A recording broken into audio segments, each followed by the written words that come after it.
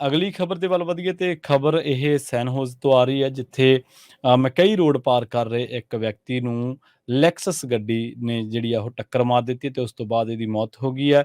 ਪਤਾ ਲੱਗਾ ਕਿ ਹਾਦਸਾ ਸਵੇਰੇ 8 ਵਜੇ ਵਾਪਰਿਆ, ਅੱਜ ਹੀ ਵਾਪਰਿਆ ਤੇ ਉਸ ਤੋਂ ਬਾਅਦ ਜਿਹੜਾ ਡਰਾਈਵਰ ਇਸ ਗੱਡੀ ਨੂੰ ਚਲਾ ਰਿਹਾ ਸੀ, ਰੈੱਡ ਕਲਰ ਦੀ ਲੈਕਸਸ ਨੂੰ, ਸੈਡਾਨ ਨੂੰ, ਤਾਂ ਉਹ ਜਿਹੜਾ ਮੌਕੇ ਤੇ ਰਿਹਾ ਤੇ ਉਹਨੇ ਪੁਲਿਸ ਦਾ ਸਹਿਯੋਗ ਕੀਤਾ।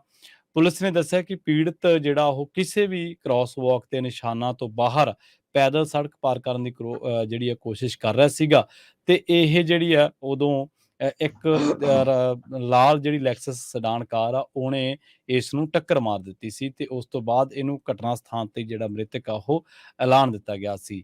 ਇਹ ਹਾਦਸਾ ਸੈਨ ਹੋਜ਼ੇ ਦੀ 20ਵੀਂ ਘਾਤਕ ਟੱਕਰ ਹੈ ਤੇ 2023 ਦੇ ਵਿੱਚ 21ਵੀਂ ਜਿਹੜੀ ਆ ਉਹ ਟ੍ਰੈਫਿਕ ਮੌਤ ਹੈ, ਯਾਨੀ ਕਿ ਤੇ ਪੈਦਲ ਚੱਲ ਰਹੇ ਲੋਕਾਂ ਦੀ ਇਹ 13ਵਾਂ ਜਿਹੜਾ ਹਾਦਸਾ ਹੈ ਉਹ ਵਾਪਰਿਆ। ਹਾਲੇ ਤੱਕ ਜਿਹੜਾ ਮ੍ਰਿਤਕ ਹੈ ਉਹਦੇ ਬਾਰੇ ਆਇਡੈਂਟੀ ਜਿਹੜੀ ਆ ਉਹਦੀ ਪੁਲਿਸ ਨੇ ਰਿਲੀਜ਼ ਨਹੀਂ ਕੀਤੀ, ਪਰ ਹਾਂ ਇਹ ਦੱਸਿਆ ਗਿਆ ਕਿ ਸੈਂਟਾ ਕਲਾਰਾ ਕਾਊਂਟੀ ਦੇ ਵਿੱਚ ਇਹਨੂੰ ਜਿਹੜਾ ਮੈਡੀਕਲ ਐਗਜ਼ਾਮਨ ਦੇ ਲਈ ਭੇਜ ਦਿੱਤਾ ਗਿਆ ਤੇ ਉੱਥੇ ਇਹਦੇ ਕੋਸ਼ਿਸ਼ ਕੀਤੀ ਜਾਊਗੀ ਕਿ ਇਹਦੇ ਵਾਰਸਾਂ ਨੂੰ ਲੱਭਿਆ ਜਾਵੇ ਤੇ ਇਹਨਾਂ ਨੂੰ ਇਸ ਘਟਨਾ ਬਾਰੇ ਪੂਰੀ ਜਾਣਕਾਰੀ ਦਿੱਤੀ ਜਾਵੇ।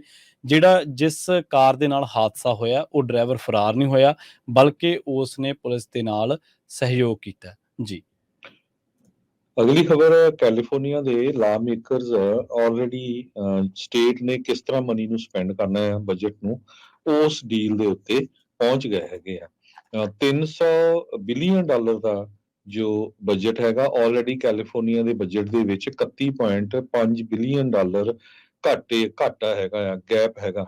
ਸੋ 300 ਬਿਲੀਅਨ ਡਾਲਰ ਦਾ ਨਵਾਂ ਬਜਟ ਪਾਸ ਹੋਇਆ। HD Palmer deputy director external affair, Gavin Newsom ਦੀ ਡਿਪਾਰਟਮੈਂਟ ਆਫ ਫਾਈਨਾਂਸ ਦੇ ਆ।